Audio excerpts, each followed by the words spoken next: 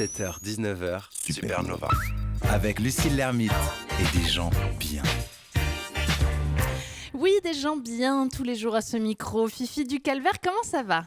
Bonjour Lucille Lermite, je vais très bien et vous-même? Ça va bien, merci. La veille de week-end, moi, je suis pas bien compliqué, hein, ça va à tous les coups. Mais oui, il y en a qui sont des gens au week-end, qui font le pont, mais Ouais. comme le disait Lady Diana, profitez du pont pour vous éclater, hein. Oh non, on va encore Ouais. avoir des problèmes. Oui, on va recevoir des emails. Je te les envoie directement. Hein, ouais. Non, à mademoiselle@novalion.fr. C'est là qu'il faut les envoyer. Bon, Oui, alors bon, Lucille, alors. peut-être que ça ne t'a pas échappé, que dans le sillage de Balance ton port, la libération de la parole des violences sexistes et sexuelles n'en finit plus de lever le voile sur la réalité des viols et des agressions sexuelles que subissent entre autres les femmes. Et un nouveau mot-clé a fait son apparition depuis quelques semaines, c'est le hashtag Balance ton bar. Ouais. Alors derrière ce hashtag, on retrouve des témoignages dénonçant des agressions sexuelles dans les bars, autres lieux festifs nocturnes. C'est parti de Bruxelles, en Belgique donc, et c'est un déferlement de partage d'expériences sur les réseaux sociaux depuis le début du mois d'octobre, et on y parle beaucoup de drogue du viol. Ah, ouais, alors lesquelles sont-elles ? Alors parlons-en de ces drogues Ouais, du viol, bah parce oui. que quand on évoque ces mots, drogue du viol, on pense tout de suite au GHB, la Ouais. fameuse drogue dite du violeur. Or, la première des drogues du viol, c'est l'alcool. Et dans un second temps, les médicaments, en particulier les benzodiazépines, Xanax, Lexomil, tout ça. Maintenant que ça s'est dit, attaquons-nous au sujet qui nous intéresse ici, à savoir le GHB. Ou devrait-on plutôt dire la GBL ? Parce qu'en vérité, la majeure partie de ce qui tourne aujourd'hui en France, c'est de la GBL. Alors GHB, GBL, ce sont des dépresseurs, comme l'alcool et la kétamine par exemple. Mhm.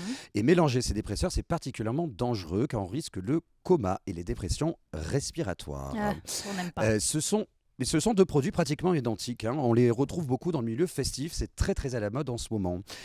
Et ce sont donc, comme je disais, des dépresseurs du système nerveux central qui ont un effet calmant et sédatif. C'est-à-dire que ça va entraîner de la somnolence, du ralentissement de la respiration, la diminution des réflexes. Qu'est-ce que c'est pas comme ça?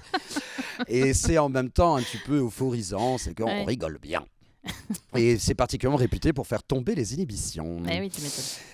Alors, quand on parle de GHB, on parle en fait d'un médicament qui est devenu un stupéfiant, ce qui est effectivement à la base synthétisé en 1874. Le GHB est utilisé en médecine pour le traitement des insomnies graves et aussi dans le sevrage alcoolique. C'est parfaitement inodore et incolore, mais ça a un sacré goût amer assez dégueulasse. Aujourd'hui, c'est un produit classé comme stupéfiant à usage exclusivement médical, et encore c'est rarissime, on le retrouve très rarement.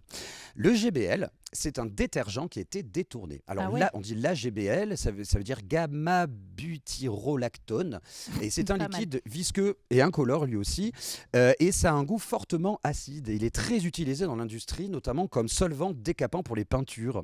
Pas très envie comme ça. Et il Non. se transforme dans le corps après l'absorption, il va se transformer dans le corps en GHB. On pourrait dire donc en fait la GBL est le précurseur du GHB.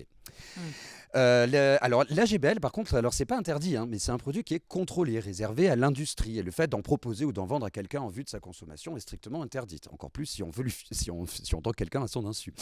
Mais du coup c'est beaucoup plus facile de s'en procurer sur le marché noir. En plus ça coûte pas cher, et c'est pour ça qu'il est vendu comme GHB dans la plupart des cas. Alors il faut faire très attention, un gros warning là, parce que les intoxications au GHB, GBL sont très nombreuses.